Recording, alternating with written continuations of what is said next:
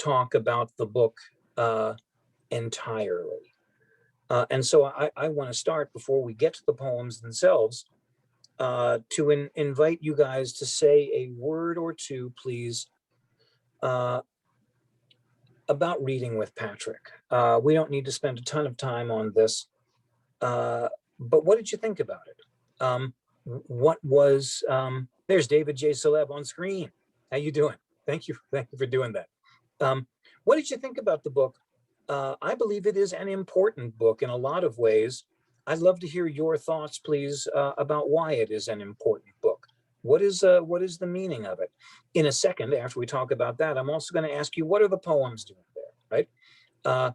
Why is this a book that goes so out of its way to introduce us to these particular poems and their work in the lives of Kuo and Patrick? So we're coming to that. But let me ask, just sort of in general terms, what do you think about the book? What do you think is the importance of the book? Anybody who wants to speak, stick a hand up, unmic, and let me know what you think. Well, I'll start. I absolutely love this book. I thought, I mean, first, just the writing style, I think, stuck out to me. Like, it's biographical, and it's like this first-person narrative story that I just found to be so impactful. But like, it's also Patrick's story. It's not Michelle Kuo's story, it's Patrick's story. And just this idea that literature and poems and educators connect us in a way, I found that to be really impactful. I thought that the historical narrative and kind of the context that she draws out during Patrick's trial, I think stuck out to me. She kind of points out to a few things and says, this is not how they're done elsewhere, and asks why. And I thought that was a really important question as well. Boy, that's a great response. Thank you very much. It's a book about both Kuo and Patrick. It's a book about the criminal justice system. It's a book about mass incarceration, the legacy of the civil rights movement in some ways, and in some places, you know, the failure of the civil rights movement. That's a great response. I like your word, impactful. I think that's what we feel a lot as readers. I see a yellow virtual hand from Jillian Chapman. Go ahead, please. I think what I really liked most about the book was that it was first person and being directly like their story and how personal it was. I feel that like I grew up having a really hard time with education. And so there were so many relatable moments, even though their stories are completely different from my own, that it was really nice to engage with such a heartfelt and really quite tragic story. Just between these two people. It was a beautiful moment that we got to experience through her writing. Thank you. That's a powerful response. You know, one of the things that Jillian's remarks point up is this is the story of two different educations, right? One enjoyed by a woman of extraordinary talent and some privilege, and one endured by somebody who has no privilege. And, you know, all of us have had one or another kind of education, and it's hard not to resonate to the stories of the educations, plural, that are told here. Yeah, thank you very much, Jillian. Anybody else want to comment briefly about, yeah, please, Marianne Grabowski. Yes, I thought this was so accessible. Her writing style is just easy and you follow along. It's no big deal. And I could really identify, because of my advanced age, I was not available to do Teach for America, but I know young men and women who did participate, and it really rang true. I thought it rang true. Thank you. I could give you a long list of the various things my advanced age have disqualified me for, including Teach for America. I would have done it. Had it been available to me, I absolutely would have done it. Yeah, I think it's a program that does real good in the world. And, you know, this book demonstrates why. That's lovely. Thank you very much. Again, we're not really here to talk about the book, but it would be a mistake not to at least get some of these things on the table. So thank you. Coming a little bit closer then to our stated topic for the evening. Hang on. Here's something in the chat. Oh yeah, this is from Pat Kennelly about reaching each one. Thank you. Thank you. Are people looking at this? As a public health nurse, my studies focused on each one, reach one, deeming any event as successful if you connected and made a difference to at least one individual. Michelle's connection to both Patrick and the other successful high school graduates proves the success of her time and teaching. That's lovely. Thank you very much. I should have made it clear as we began. It's perfectly fine to put your response in the chat, and I will get to it and try to voice it in that way. So thank you very much, Pat. Talk to me a little bit, please, about what the poems are doing there, right? This would be a very different book, wouldn't it, without the poems? What do they give to the book, the poems? What do they give to the reader's experience? Think with me a little bit about that, please. Did I see Jillian Chapman unmute as if ready to make a remark? I did, but only because my experience of the book is very different. These poems were not read out loud in the audiobook, which is what I listened to. So these poems do not exist in my version of the book. But reference is made to them, right? Some I bookmarked many quotes that are mentioned, but not necessarily things that really kind of popped out other than just things I wanted to reference back to. Sure. In the printed version of the book, we don't get extensive quotations from the poem. We are indebted here to Michelle Doshi of the library for finding them and putting them in a Google Docs for us. So I think your experience of the audiobook isn't too far off of everyone's experience of the print book, where reference is made to the poems, and we are encouraged to go chase them and look them up and read them ourselves, right? So thank you. Other thoughts about the work of the poems in the book, what they give to the book that we might not have had otherwise?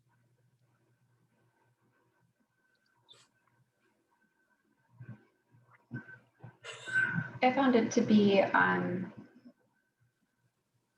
terms of like, I'm not a teacher. I don't know like a lot about educational practice, but just the idea that she kind of uses poetry kind of as a means to teach reading and teach language, and also teach writing. I don't know, if I were a teacher, if that would have been my first go-to. So it's in terms of learning about literacy, I guess I found that interesting. Yeah, I think part of what the poems are doing there is to illustrate a particular kind of teaching, a particular kind of, I'll use the fancy word, pedagogy. It's not, excuse me, it's not tremendously unorthodox to bring poems into the classroom, even, the sort of a basic literacy classroom. But I think there is this sense in which the poems enlarge Kuo's teaching, enlarge Patrick's experience, both of language and the world. This is true of imaginative literature in general, but I think especially with poetry, it's almost unavoidable to bring your own personal experience to the text, right? Or to let the text prompt your memory of personal experiences. And I think that's part of what we see going on in reading with Patrick and these poems. There's this sense in which he is using them as a lens through which to examine his own experience more critically. I think there's a sense in which the poems are a lens through which Kuo examines her experience more critically. I think that's a beautiful aspect of the book. I keep using the word enlarge. And it's a carefully chosen word, because poems, I'm not saying this very well, poems condense experience. A great deal of a writer and a reader's experience of the world are packed into poetry. And reading a poem, there is a sense, of vistas opening up in front of you, intellectual vistas, moral vistas, historical vistas, things that you might not have thought about otherwise or thought about so deeply otherwise. The presence of these poems in the book, I think, create not only texts within texts, but they also point to a much larger range of human experience, the poet's, Patrick's, Kuo's experience, than we might have gotten to without the poems. For me, that's a really beautiful part, of the book. I also can't help but say, in my kind of snobbish English teachery way, the United States of America, our culture is increasingly unpoetic, right? Nobody reads poetry. Nobody thinks too hard about poetry. David disagrees. Go ahead.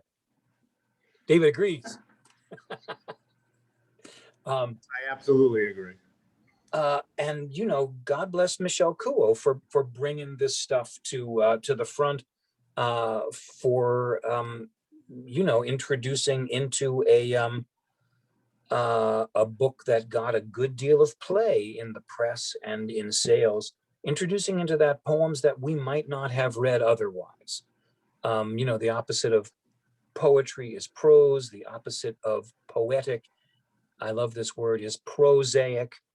I think David agrees with me that American culture grows increasingly prosaic.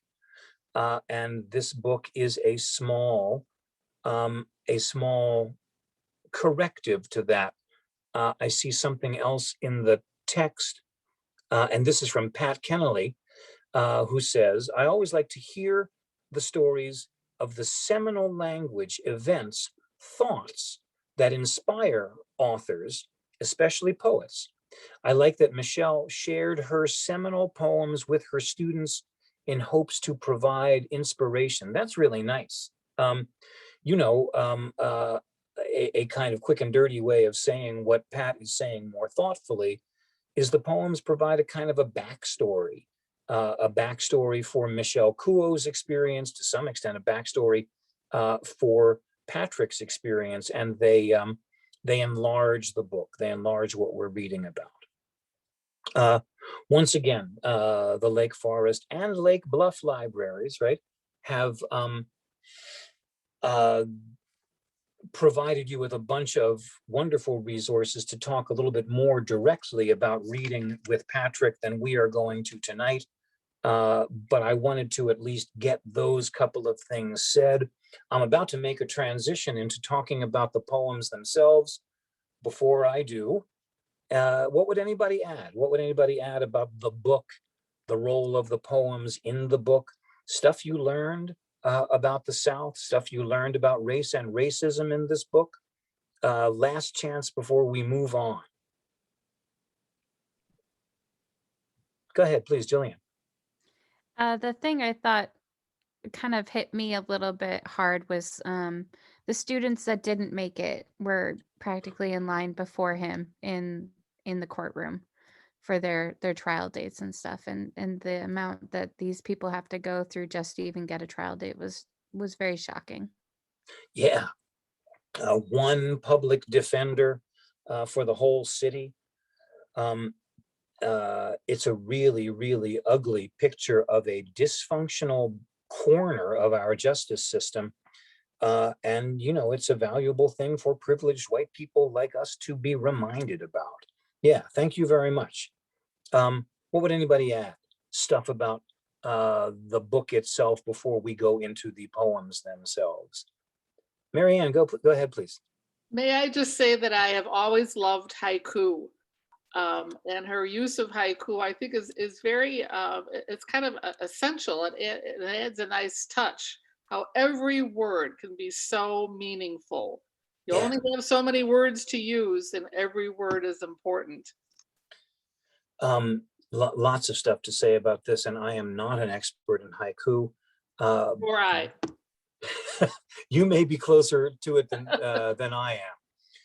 But you know, the beauty of it from a teaching point of view is you don't need to worry about form because the form's laid out. Right there. You know, it's 5, 7, 5.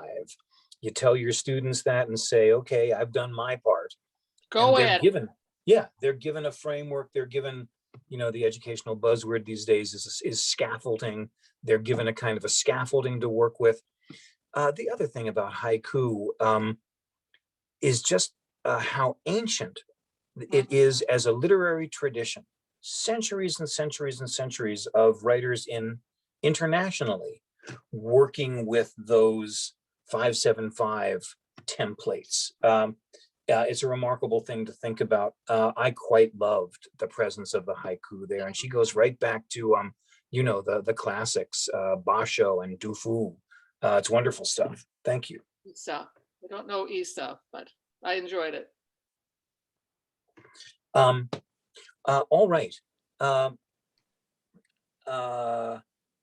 Let's begin, just because I totally love this poet.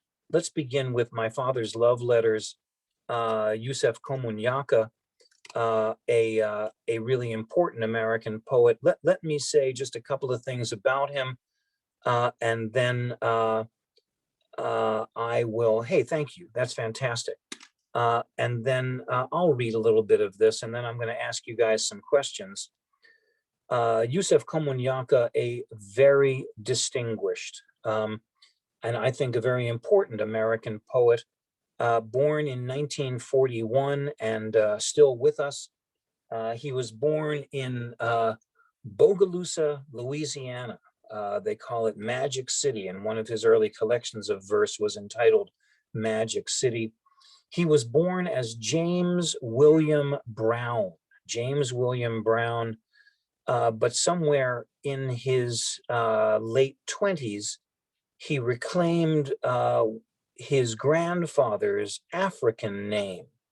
The family legend was that the grandfather came to Louisiana from Trinidad as a stowaway on a ship, carrying an African name and some African lore to Louisiana. Yusef Komunyaka has won like all of the major poetry awards, including the Pulitzer Prize, which he won in 1994, and he is now on the creative writing faculty at NYU. He is a poet of very, very wide-ranging interests. He writes about jazz. He writes about the American South. He writes about American cities and the beautiful and ugly things that happen in those cities. He's also written a bunch of biographical poems, poems about the woman who was Charles Baudelaire's lover, poems about Louis Armstrong, the great Louis Armstrong.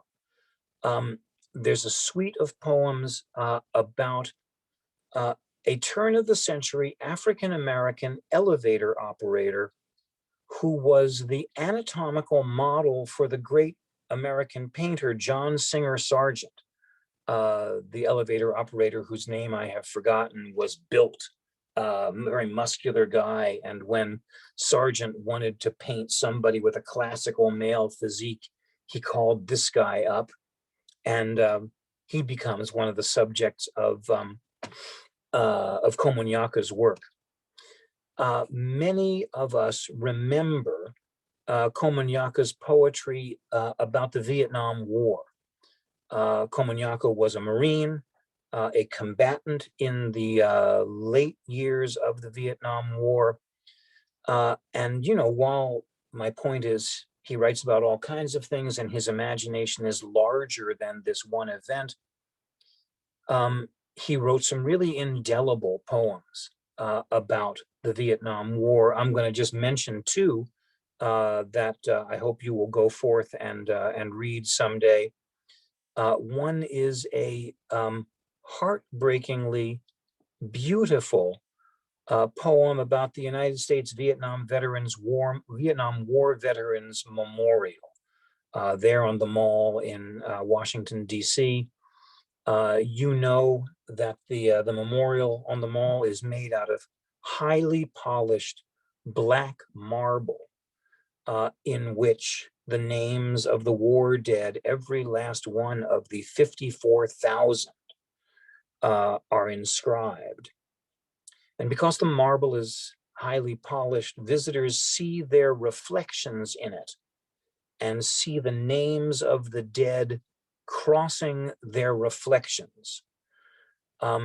That's the setup in which Komunyaka writes this very beautiful poem about memory, about war, about loss.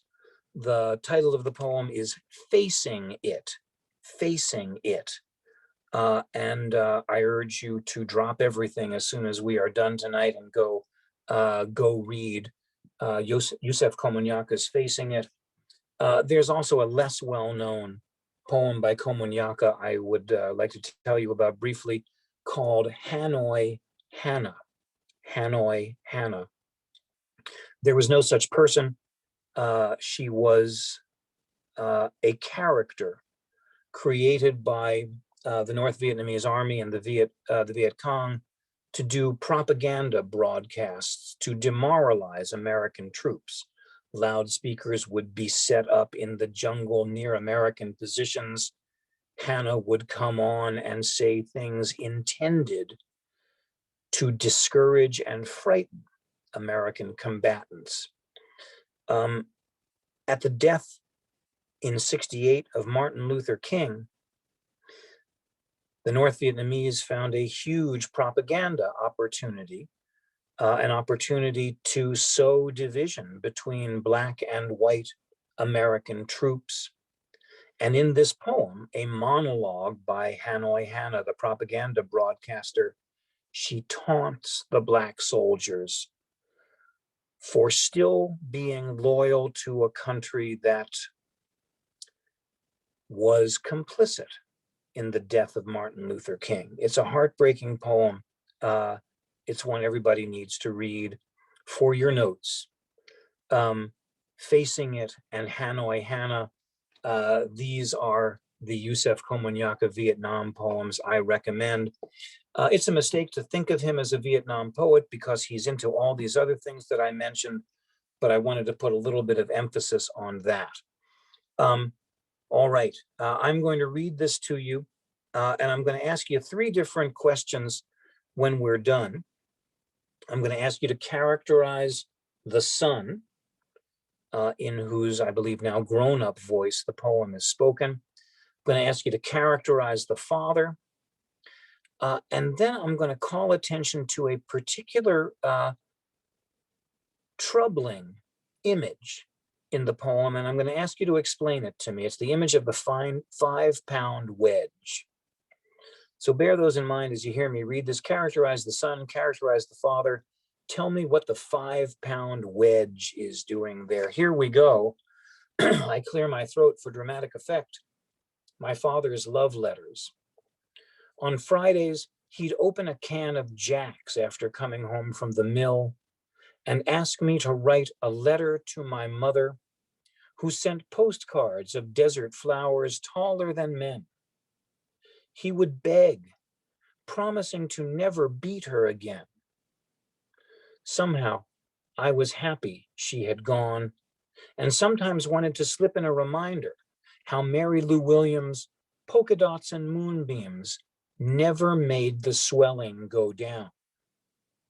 His carpenter apron always bulged with old nails, a claw hammer looped at his side, and extension cords coiled around his feet. Words rolled from under the pressure of my ballpoint. Love, baby, honey, please.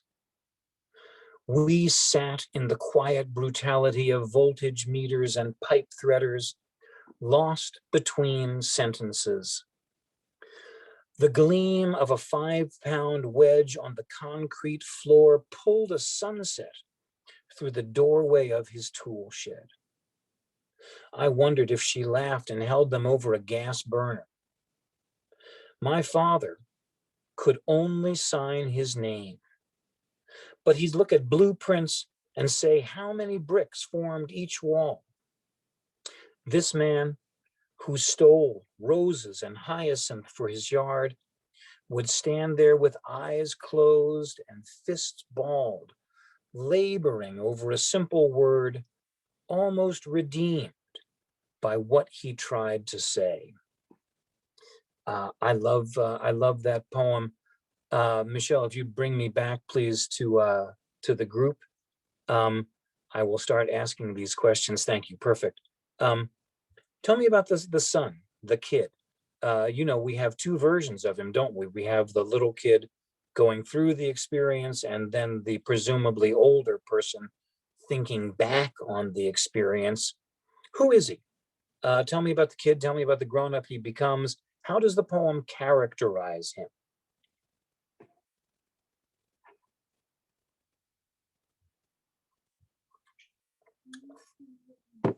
What do you think? It is a characterization. It's a speaker who is giving us information, but at the same time, it is information that makes us better understand who the speaker is. What do you think?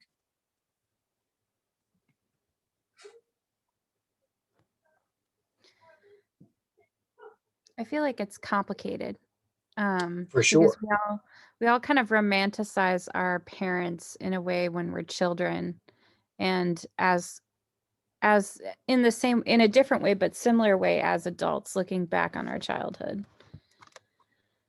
And here's a kid and a grown-up, I think in some ways torn between a romantic version of his father and a not so romantic version of his father.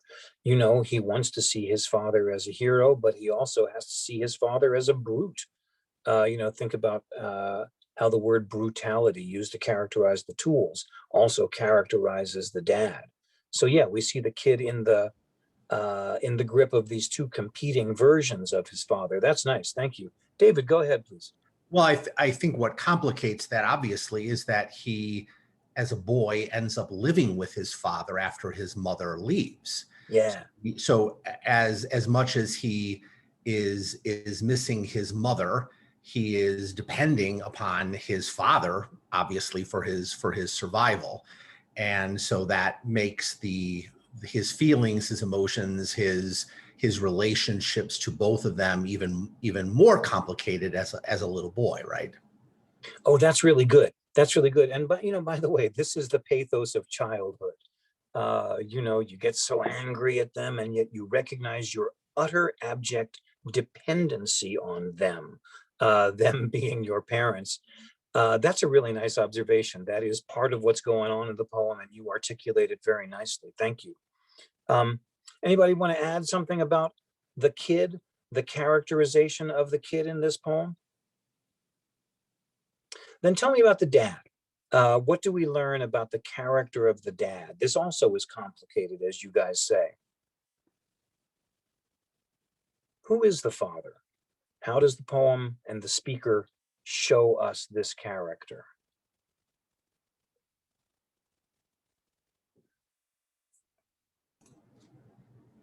Please. Well, again, I think maybe only as a son could. He tells the story of avoiding a one-dimensional perspective or description of his father. I mean, on the one hand, clearly as an adult, if he's speaking as an adult, recognizes his father as the flawed abuser that he is. But at the same time, clearly has feelings of emotional feelings of both, I think, sympathy and attachment to him as he sees him struggle with all of the limitations that that he has as a human being, and trying to figure out how to perhaps make right the things that he has made wrong, or to deal with the things that he doesn't know how to deal with. We see the father struggling with a sense of his own culpability or guilt. We see the father, in your nice words, trying to figure out a way to make right what he has made wrong, right? We see the father in the grip of contrary impulses, right? And contrary aspects of his character. And part of the beauty of the poem is, as we see this conflicted portrait of the father emerge, we also recognize the sophistication of the son's perception, right? That he can get all this, right? Yeah, that's really nice. Thank you very much, David. What would anybody else add about the father? What did we learn about the father's character? David has set us up nicely by calling attention to the contradictions in the dad's character. I kind of like it that he steals, but what he's stealing are the beautiful flowers for his garden. He is unable to express himself in words, but he has this extraordinary talent to express himself in the plastic objects that are part of his trade as a carpenter. Komunyaka's father really was a carpenter. And that idea of looking at the blueprint and just knowing how many bricks it's going to take, right? Even though he can't speak his love properly to the woman he loves and has abused. I think that's a beautiful kind of contradiction in the dad's character. That comes across nicely. Tell me about the 5-pound wedge. Maybe this is me in my English teachery way, making too much of a little thing here. But I think a lot of the poem is in the 5-pound wedge. We're going to hear from Marianne, and then I'm going to read a comment in the chat from Pat. I love the image of the wedge. We have renovated 3 houses, so I know my way around tools. And I've worked with a 5-pound wedge. 5-pound wedge is nothing unless you take a sledgehammer to it, or a huge 2x4. You need violence. You need force. You need something to whack into that 5-pound wedge to create this violence. It was a very meaningful image to me. I'm happy to hear that. What I was saying earlier about how when we read poems, it is impossible not to bring our personal experience to them. That is what poems invite us to do. And it's wonderful to hear from a reader who has had this experience with the 5-pound wedge, right? Yeah, it's an image latent with a kind of unspoken violence. You want to make the 5-pound wedge work, you got to whack it with something really heavy. It's a nice image to bring in association with the abusive, violent father, right? But there's a little more there too, right? It pulls a sunset through the door of the tool shed. Opens it up. Yeah, right. You wanna picture the wedge becoming somehow illuminated by the colors of the sunset as they are admitted through the open door of the tool shed. It is as if this blunt instrument, this violent thing, is being endowed artificially or truly with a kind of beauty, like the inarticulate, violent dad who understands the beauty of flowers and is willing to steal them for his garden, right? This is not a poem which romanticizes the abusing father, but it is a poem which endows the abusing father with a certain kind of glamour and grace, in spite of the violence. And I see that contradiction present in the 5-pound wedge, illuminated by the colors of the sunset. I think it's just a killer moment in the poem. Now I'm going to back up a second. I'm going to have a look in the chat for a remark by Pat. Oh, this is good. First of all, David has said in the chat, oh, there's all kinds of stuff here. Let me read from Pat. I always like to, wait.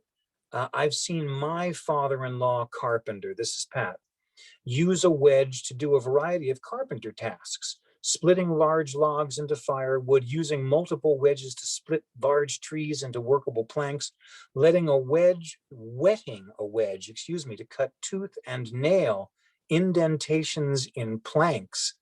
Pat Kennelly knows some carpentry. My father-in-law used the phrase, "the wedge pulls the wood."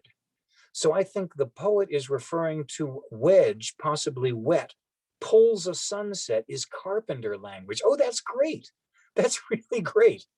The poet slipping into carpenter language to write about his carpenter father. That's lovely, Pat. Thank you very much. And I'm moving down here. And you can see this too in yours. David says that line, almost redeemed by what he tries to say, just demolishes you. And then David says something I'm going to ask him to explain out loud. The son conveys his humanity. Say a little bit more about that, please, David.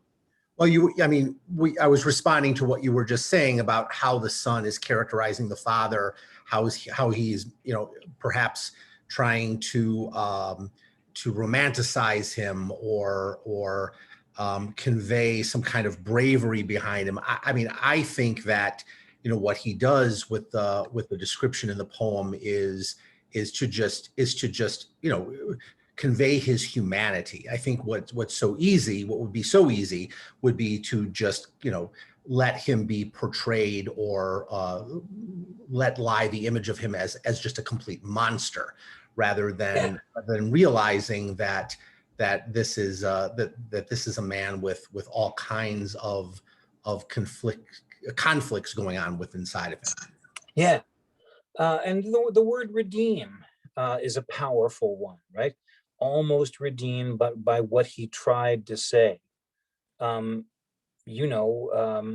unspoken words might have redeemed the father if they were actually spoken, but in fact, unspoken, they just almost redeem him, right? And David says these lines humanize the dad. That's the human condition, almost redeemed. We're almost good enough. That's the way people are. That's really nice.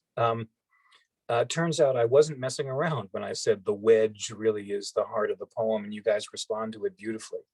I'm looking at the time. I'm seeing it is already 7:18. So since Jillian has kindly agreed to read the Mary Oliver poem, why don't we turn to that now? Would you mind reading this for us now? And Michelle, if you would share the text. Of course. Hold on. I'm bringing it up on my screen so I can read it a little bit bigger. Okay. Michelle, do you want me to share it since you have to head out in a little bit? Oh, she's muted. Okay. Let me. Yes. Okay. All right. Okay. This is Molly of the Lake Forest Public Library, who's going to stand in for Michelle, who has to go talk to the board, I think. Okay. All right. And which one is the? This is the one. Mystery. Mysteries, yes. All right. And before we hear this, please, from Jillian, what I'm going to ask you after we hear Jillian read it is, what are the particular mysteries here? Call out some lines after we hear from Jillian that convey the sense of mystery she's talking about. You can pick almost any of them and it'll work. But Jillian, go ahead, please. Mysteries, yes, by Mary Oliver. Truly, we live with mysteries too marvelous to be understood. How grass can be nourishing in the mouths of lambs, how rivers and stones are forever in allegiance with gravity while we ourselves dream of rising. How two hands touch and the bonds will never be broken.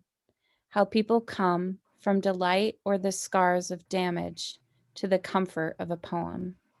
Let me keep my distance always from those who think they have the answers. Let me keep company always with those who say, look, and laugh in astonishment and bow their heads. Hey, that's beautifully read. Thank you very much. And Molly, if you would bring us back to the class, point out an image, any of you, that conveys the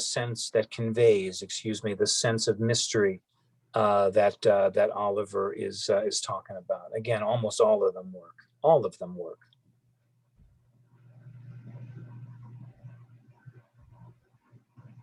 What do you think? I love the image of how, I'm going to read David's comment in a second. I love the image of how streams are slaves to gravity, but we humans dream of rising, right? We aspire, whether we aspire to some sort of immortality or to a sort of a mortal excellence.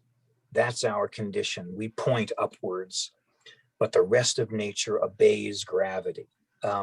That's one of the mysteries she wants us to consider here. I am going back into the chat where David has said reverence, in a sense, religious mystery. I totally agree with that. I'd like to hear a little bit more from you about reverence and religious mystery, please, David. Well, let me keep my distance always from those who think they have the answers. Let me keep company always with those who say, look and laugh in astonishment and bow their heads. That's very reverential language. That's the language of hope. That's the language of religious observance. That's reverence. That's mystery. That's something that human beings and science cannot necessarily explain. That's what it conveys to me anyway.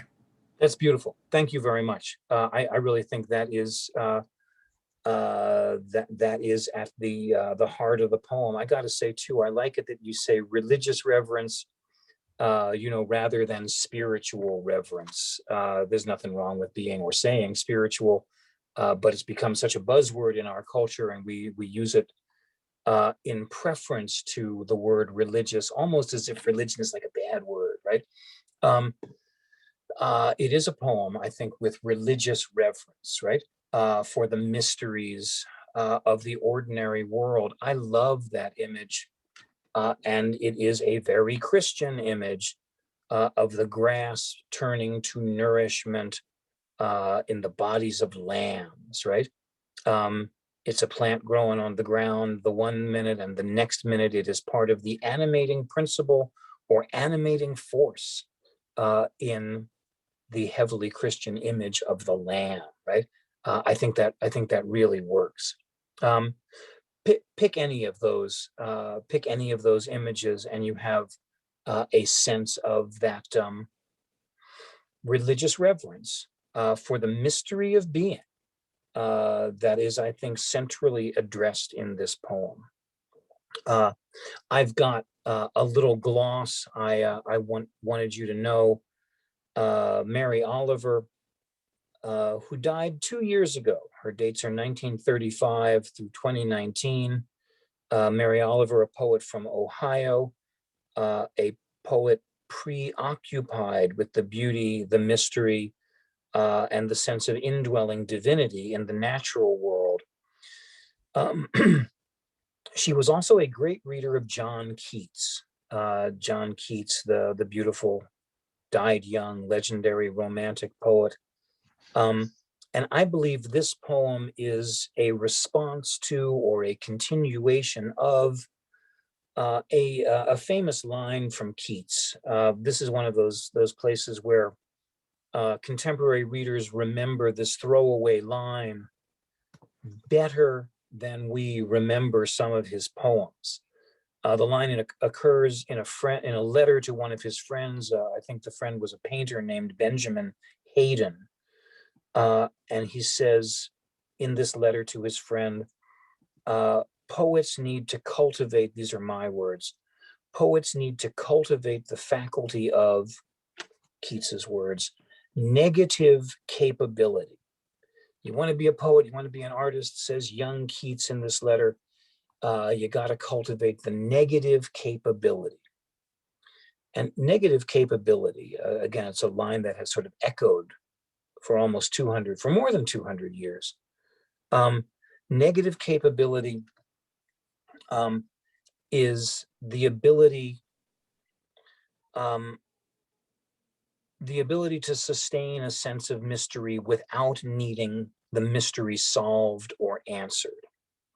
Negative capability is the faculty of suspending your reason and being present for the mysteries of the world that reason cannot solve. Let me read you the actual line.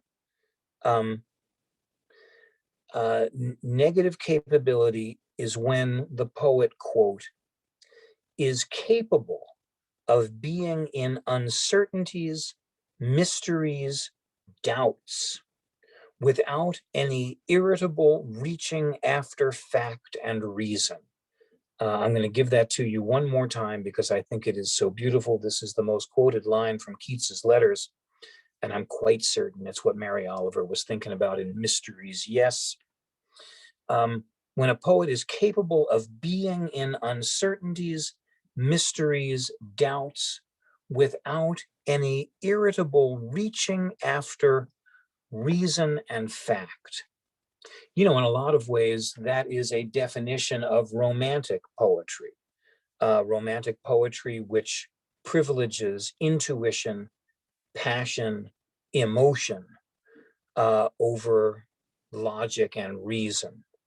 It was John Keats in another letter to another correspondent who said, and I quote, "Oh, for a life of sensations rather than thoughts," right? Sensations good, thoughts bad, right? That's romanticism. And you know, here is John Keats saying, okay, you want that life of sensations rather than thoughts. You want to be an artist. Get comfortable being in the presence of mysteries and don't worry too much about knowledge, reason, fact. Mary Oliver's poem is a 20th century pendant or gloss to Keats's beautiful line about, excuse me, about negative capability. It's all over the internet. You'll find it. Look up negative capability and start reading around. It is a line that has just traveled down the ages. Here we are closing on 7:30. We're not gonna go the whole 90 minutes, but I don't want to stop promptly at 7:30. I'd like to talk for a moment or two about this beautiful poem by W.S. Merwin about Paula and the garden. I'm happy to read it, unless somebody else would like to read it. Do I have a volunteer to read the poem about Paula and the garden?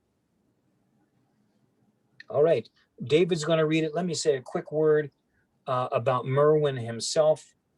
Merwin, like Mary Oliver, died in 2019.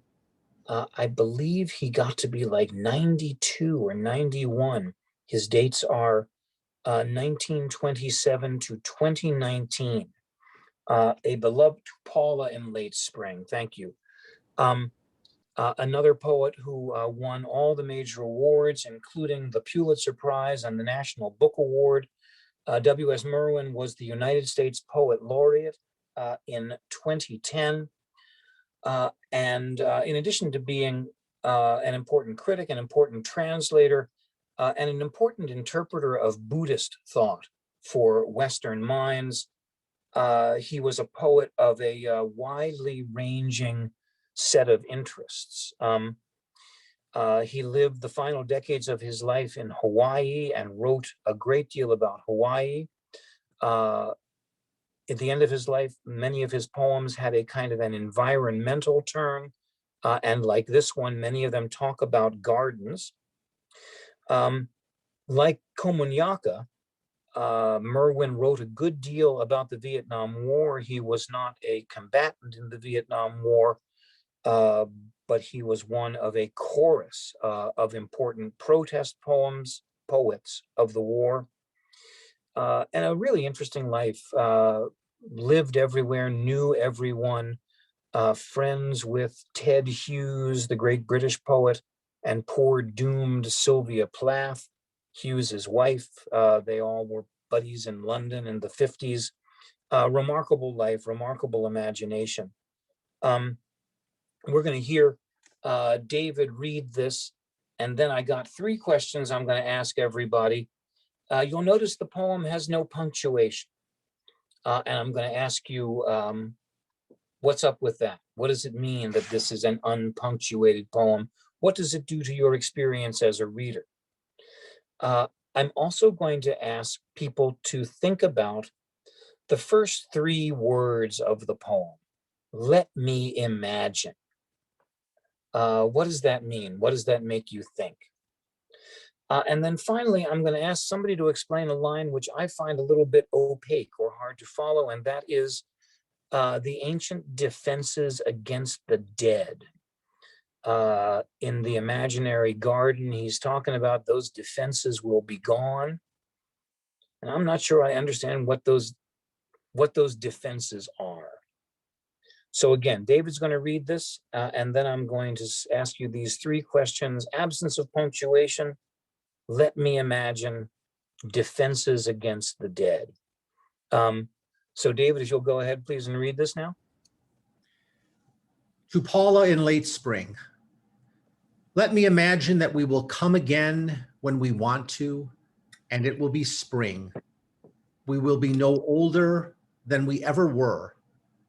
The worn griefs will have eased like the early cloud through which the morning slowly comes to itself, and the ancient defenses against the dead will be done with and left to the dead at last.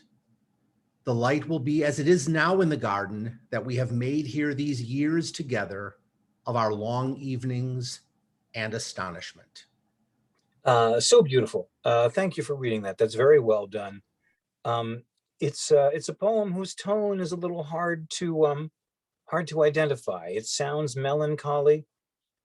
It is aspirational. And there's a kind of a peace, or at least a longed for peace in it. A lot of stuff is going on sort of in the tone or the emotional coloration of the poem. Molly, if you'll bring me back to where I can see the group. Let me ask you first. Thank you. Let me ask you first. What do you make of the fact that the poem has no punctuation? I've got an answer, but I want to hear yours first, please. How do you read this unpunctuated poem? A lot of Merwin's work, I should say, is unpunctuated. What do you think? Makes you work. You have to work at it. As a reader, I wish, well, it would be easier, wouldn't it, if there's a period or a comma? But this requires thought and work. And that's a good thing. That's a good thing. Martha Stewart, that's a good thing. I totally agree. Poetry, you read it differently than prose. You need to kind of hear the music and the rhythm in your head. You need to work at what the imagery is and what it might mean. And I think all of that work is increased by the absence of punctuation, right? Put it another way, and the absence of punctuation challenges the reader to go more slowly, to go more thoughtfully through the poem, to work at constructing its meaning in his or her head. Yeah, that's a really good answer. Thank you very much. As a personal aside, in the past few months, I really have felt like my mind has gone to mush. So this is good to be challenged and to have to really think through a series of lines. Oh, the pandemic has done all kinds of damage. physical, financial, moral, and spiritual, and for a lot of people, intellectual. Intellectual. Living with our screens instead of people, and a poem that, in your nice words, makes you work is a nice corrective to some of that damage. Yeah, that's beautiful. Thank you. What would anybody add about the unpunctuated character of this poem? Yeah, please, Jillian. It feels like a stream of consciousness. So I don't necessarily put periods when I'm thinking to myself or experiencing a moment in time. So I think that it moves a little bit more fluidly because of that. Yeah, stream of consciousness, a technique used by both prose and poetry writers, creating language that resembles the sort of unstructured, unfiltered character of our thinking when we're just thinking, right? And we tend to assign a quality of authenticity to stream of consciousness writing as if it were somehow raw, unprepared, unedited. That's certainly going on here too. David, I think I see what you mean in the chat, but I would like you to speak it out a little bit.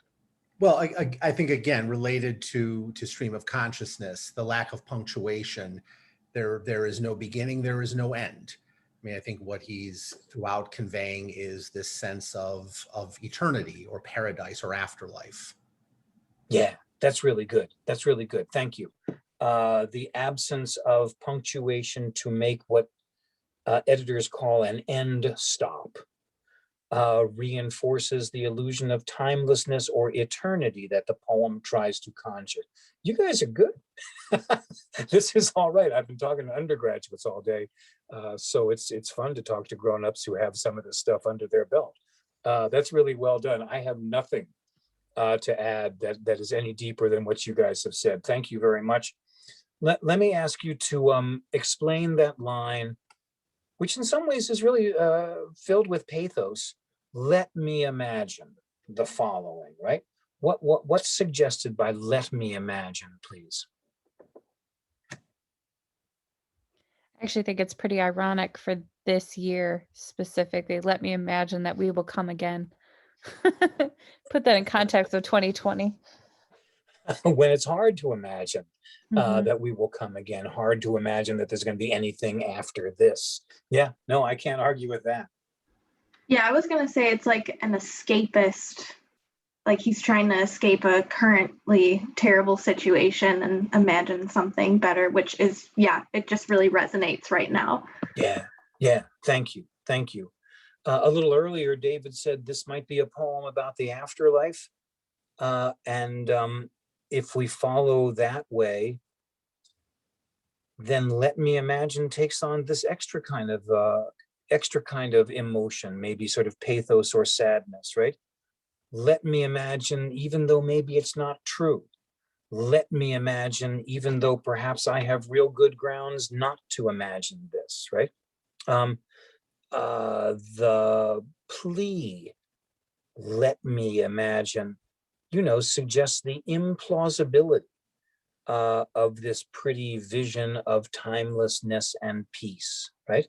Maybe there is no afterlife, maybe there is no garden up there, but wouldn't it be nice to imagine that there were? And I had one more of these questions. Yeah, I'm not being cute here. I really don't quite get defenses against the dead. What does that mean, please? I took it as like dark thoughts, not necessarily as eternity, or I know that there's a lot of movement in this poem specifically that has to do with life and death, but I kind of also took it as a understanding of dark thoughts, kind of like what Molly said, as far as being in a dark place and imagining somewhere else to be in that moment. That's nice. That's really good. It's a powerful poem. I wish I had deep wisdom about W.S. Merwin. I've read only a little handful of them. I'm interested in Vietnam stuff, and I've read some of his Vietnam protest poems. I don't know him all that well, but I find this poem very moving, and it's clear you guys are not immune to what is powerful about this. Let's do one more, and then I'm going to invite you guys to do a little Q&A, and then perhaps we will say goodnight. I will read this last one, which is Love, Roman numeral 3, by George Herbert. George Herbert, a 17th century poet. His dates are 1593 to 1633. He had a very short life.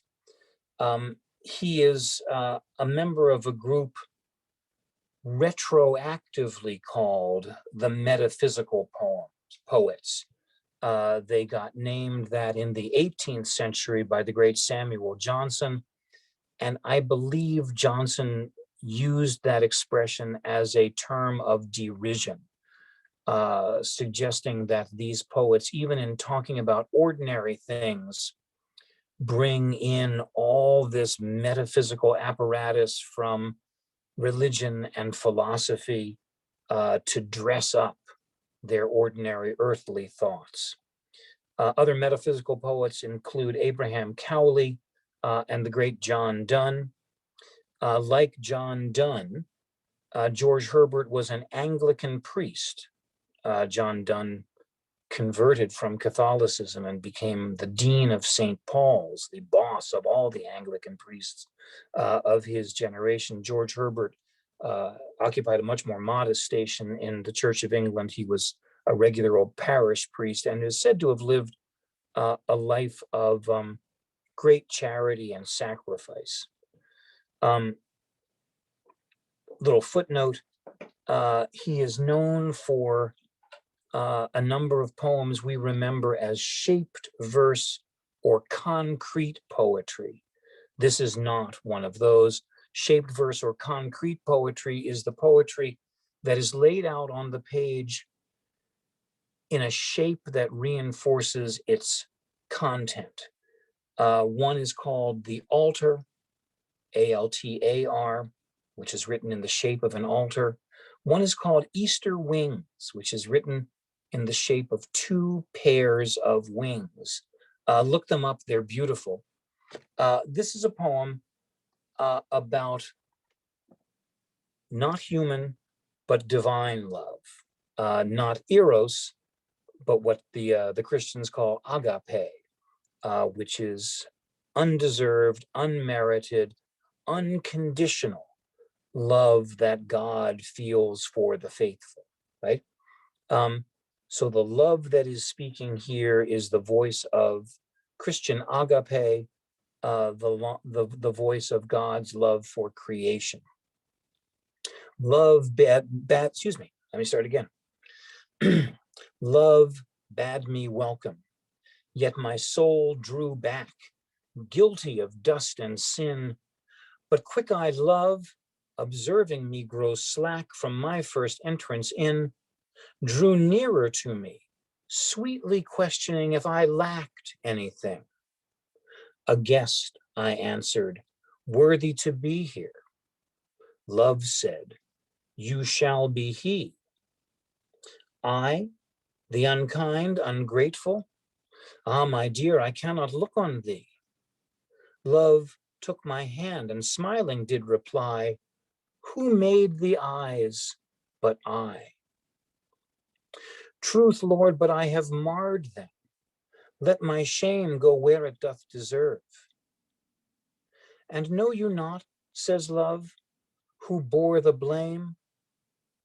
My dear, then I will serve. You must sit down, says love, and taste my meat. So I did sit and eat. When an Anglican priest writes a poem about the food on the table and partaking of it, there is more than a gentle hint, of the supper of the Lord, the Anglican communion of bread and wine. I'm certain that's part of what is being thought about here. I won't do this in the whole kind of Q&A way. I will just say, this is one of the great poems written on God's love. God's love in spite of our sin, God's love perhaps because of our sin, We are unworthy of his love, or maybe it's her love, but we are the recipients of it anyhow. A nice note from Pat Kennelly. Thank you very much.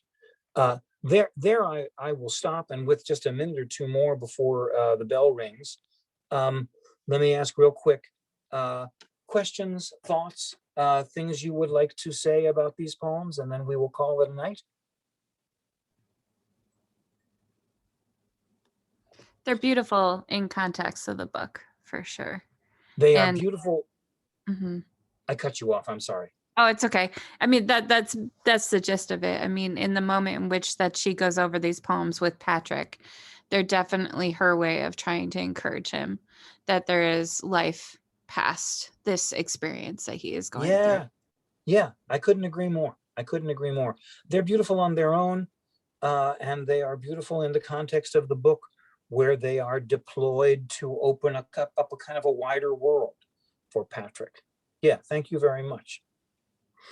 What else could I answer? What else could I hear from you guys?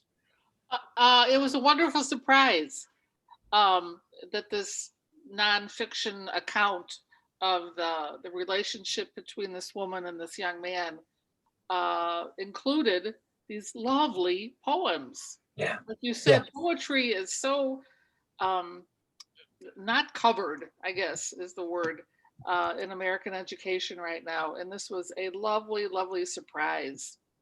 Yeah. No, I quite agree. It's an important book. It would be an important book without the poetry, but the poetry really elevates it. And again, in our increasingly prosaic, I'll use that word, culture, this is a corrective. Thank you. Great. Thank you for these really smart remarks. It is fun to talk about poetry with smart readers. Molly, thank you for coming in and doing the screen share here at the last moment. Thanks also to the wonderful Lake Forest Public Library for sponsoring this cool event about this cool book. Go Lake Forest Public. Thank you, Ben, so much for helping us dissect these poems. And also thank you all so much for coming and contributing such insightful thoughts on the poems. It was great. It's just great. Thank you all so much. Thank you. Enjoyed it a lot. Wonderful. Glad you were here. Have a great rest of the evening. All right. Bye. Bye.